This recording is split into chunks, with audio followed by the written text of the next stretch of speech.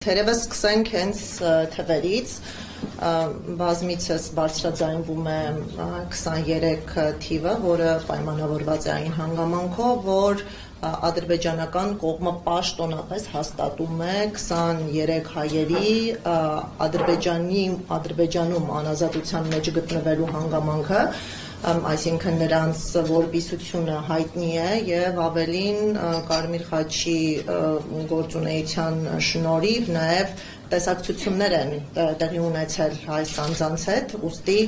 կա ստուգելի տեղեկատվություն նրանց ողջ լինելու վերաբերյալ, սակայն սա ամենևին չի նշանակում, որ ի սկզբանե գերեվարվել են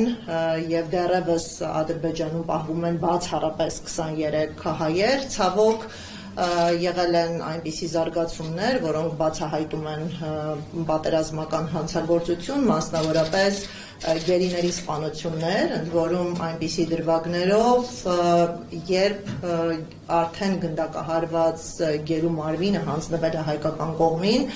եւ այստեղ կա համադրված ապացույց մի կողմից Ադրբեջանում գերի ընկած լինելու վերաբերյալ, մյուս կողմից մարմինը սպանված արդեն իսկ գտնվում է հայկական կողմի տիրապետության ներքո եւ երկրորդը, որ գերիները ուղղակի բռնի անհետացել են, այսինքն գերեվարմանը հաջորդող ժամանակահատվածում տեղի են ունեցել որոշակի զարգացումներ, որոնցով պայմանավորված մենք կորցրել ենք տեղեկատվությունը այս անձանց վերաբերյալ եւ ադրբեջանական կողմը ժխտողական մոտեցում ունի, հերքում է իր կապը անհետացած, բռնի անհետացած գերիների հետ եւ հրաժարվում է տրամադրել տեղեկատվություն։ Ցավոք սրտի նման անորոշության պայմաններում նաեւ չկա որևէ անկախ միջազգային կազմակերպություն, որը որոնողական, փնտրողական կամ այլ գործողությունների արդյունքում կարողանար հայտնաբերվել փնտրվող բռնի անհետացած գերիների, ստուգեր նրանց ողջ լինելը եւ մեծ տեղեկություններ տար նրանց ողջ լինելու վերաբերյալ։ Դրա համար մենք, եթե նաև իրավական տերմիններով ենք հարցը ձևակերպում, այո, ունենք 23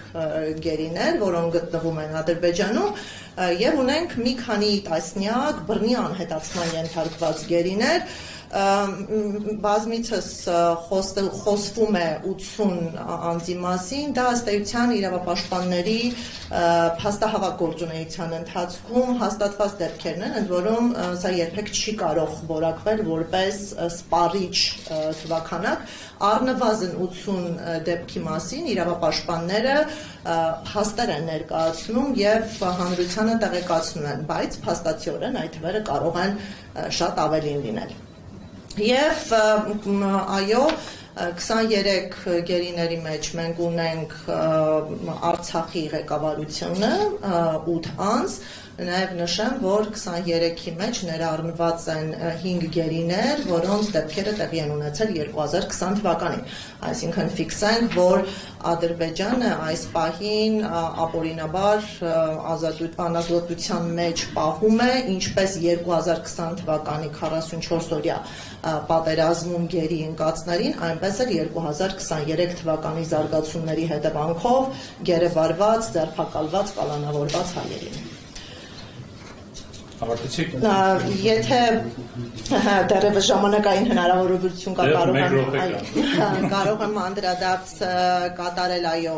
դատավարություններին եւ նաեւ այս պահի իրավիճակին, ինչպես հայտնի է, Կարմիր խաչը իր վերջին տեսակցությունը կարողացել է կազմակերպել հունիս ամսին, դրանից հետո մուտքը արգելափակված է, նաև Կարմիր խաչի գործունեությունը ամբողջ ծավալով դադարեցված է եւ այս պահին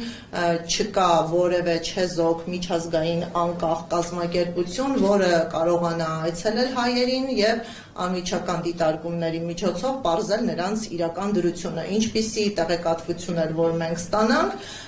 այն հատվածական է, միակողմանի է եւ ամենակարևորը ոչ ստուգելի։ Մենք այս պահին ունենք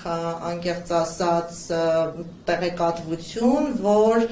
խոշտանգումների կանխարգելման եվրոպական կոմիտեն այցելել է Ադրբեջան եւ չենք բացառում, որ այցելությունների շրջանակում մեկ անգամյա տեսակցություններ ունեցած լինի որոշ հայերի հետ, այս պահին ձեռնպահ մնամ մանրամասներ ներկայացնելուց, բայց ապագայում մենք նաև հայտարարությամբ հանդես կգանք այս հարցի առնչությամբ։